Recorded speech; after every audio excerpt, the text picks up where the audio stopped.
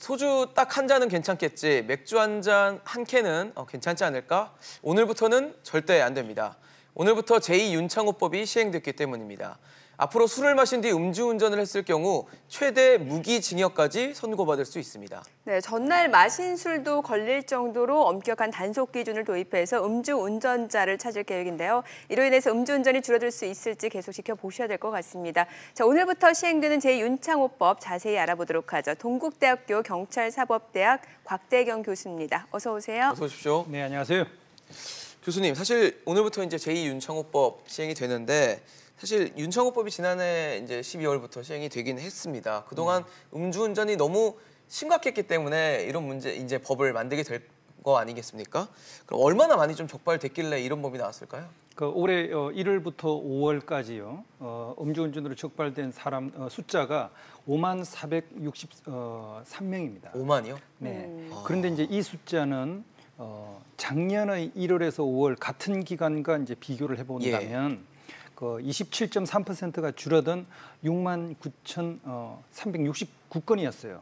그러니까 원래는 지난해는요? 작년에는 그래도 이제 거의 한 7만 건 가까운 6만 9,369건인 것이 올해 1월에서 5월까지는 5만 463건이니까 27.3%가 이제 줄어든 네. 그런 성과를 냈고요. 네. 그래서 이게 단순히 음주운전 단속만 줄어든 게 아니라 네. 음주운전으로 인해서 이제 사고가 발생한 그 숫자도 34%가 줄어들었습니다. 그리고 이제 또 이제 보다 중요한 게 음주운전으로 인해 가지고 사람이 사망한 사망 사건의 경우에도 31%가 줄어들었으니까 대략적으로 이야기해서 윤창호법이 실시되기 이전과 비교해서 약 30% 정도 음주운전 적발이건 음주운전으로 인한 사고건 음주운전으로 인한 사망이건 다 30% 정도가 줄어들었다 이렇게 말씀드릴 수 있습니다. 그러면은 제2윤창호법이라고 이제 오늘부터 시행되는 윤창호법은 지난해 12월에 있었던 윤창호법보다도 더 효과가 있을 거라고 기대를 해봐도 되겠네요. 예, 그런 기대를 이제 하는 게요. 제일 중요한 게 음주운전으로 단속될 수 있는 기준을 강화를 한 겁니다. 이전까지는 혈중 알코올 농도 0.05 가 되면 이제 적발이 됐거든요. 그런데 이제 그 숫자를 0.03%로 기준을 더 강화를 한 겁니다. 지금 위에 나오는 0.03이 0.05였다는 말씀이신 거죠? 그렇죠. 면허 정지가 0.03이고 그리고 이제 면허 취소는 이전에는 0.1%였거든요. 그렇죠. 그러던 것이 이제 0.08%로 이제 더 강화가 됐기 때문에 더욱더 조심을 해야 되는 거고요.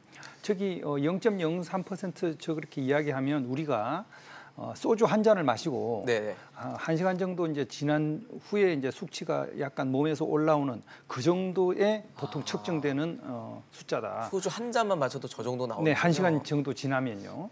그렇기 때문에 소주 한 잔도 절대 안 된다. 정말 안 그리고 되겠네요. 이제 기분 삼아 시원하게 맥주 그렇죠. 한 캔 정도 마시고 이런 경우는 절대 운전을 해서는 안 된다라는 인식을 완전히 바꿀 필요가 있는 겁니다.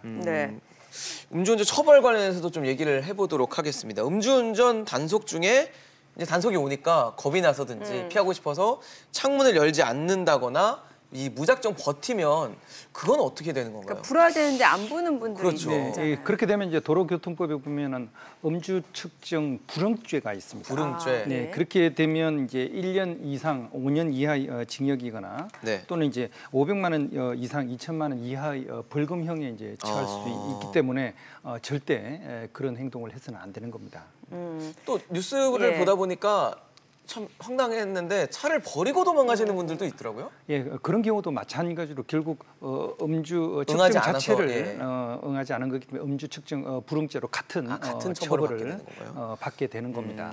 네, 또 왜 음주 단속에 응하지 않는 것뿐만 아니라 그 단속하는 경찰한테 폭행을 하거나 시비를 거시는 분들도 있잖아요. 그렇죠. 네, 그럴 경우 당연히 일단 폭행을 했을 경우에 형법에 의한 폭행죄로 처벌을 받지만 또 이제 더 처벌을 받을 수 있는 게 이게 공무집행 방해죄로 또 이제 처벌을 받기 때문에 이제 더 엄한 처벌을 받게 되는 겁니다. 사실 뭐 술 먹고 운전하는 음주운전도 위험하지만 또 많이 또 이렇게 좀 경각심을 갖지 않는 부분이 술 마시고 자고 일어나서 이제 숙취운전이라고 하죠. 소위 네. 그 숙취운전 하는 경우도 많다고 하는데 사례 자체도 많이 늘어난 건가요? 어떤가요? 네, 사실 뭐 지난 밤에 술을 마시고 그래도 자고 일어났으니까 뭐 괜찮겠지 예. 하고 이제 생각을 하는데요.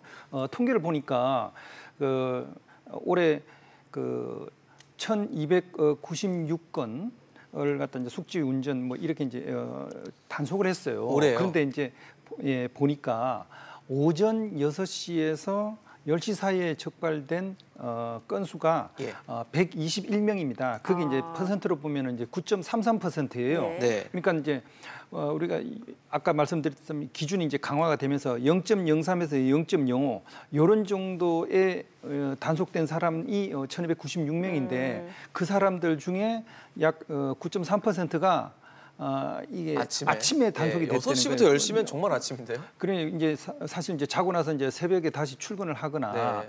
뭐 심지어는 뭐 아이들 학교 데려다 주는 그렇죠. 그런 목적에서 이제 운전을 하다가 이제 당한 사람들이 그 단속에 이제 적발된 사람들이거든요. 네네. 그렇게 이제 본다면 그냥 자고 일어나서 그냥 술이 깼을 거라고 생각하지만 그렇죠. 여전히 남아 있다는 거죠.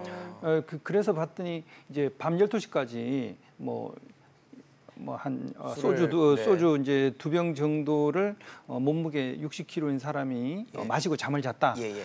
그런데 이제 7시간 지난 이후에도 여전히 혈중 알코올 농도를 측정을 해봤더니 0.041로 나옵니다. 그렇게 되면 지금 이제 0.03이 기준이니까 적발이 되네요. 적발이 돼버리는 거죠. 그래서 네. 이제 면허가 정지가 되는 그런 어떤 처벌을 받을 수 있기 때문에 네네. 지난밤에 술을 많이 드신 분은 반드시 아침에 자고 일어났다 하더라도 네네. 대중교통을 이용해서 뭐 출근을 그래야겠네요. 하는 게 필요합니다. 네. 그러면은 사실 이게 결과적으로는 음주운전 자체가 이제 없어지길 바라는 마음에서 시행되는 법 아니겠습니까? 네. 우리나라 음주운전 처벌 자체가 좀 약하다는 지적도 계속해서 나오고 있는 것 같거든요.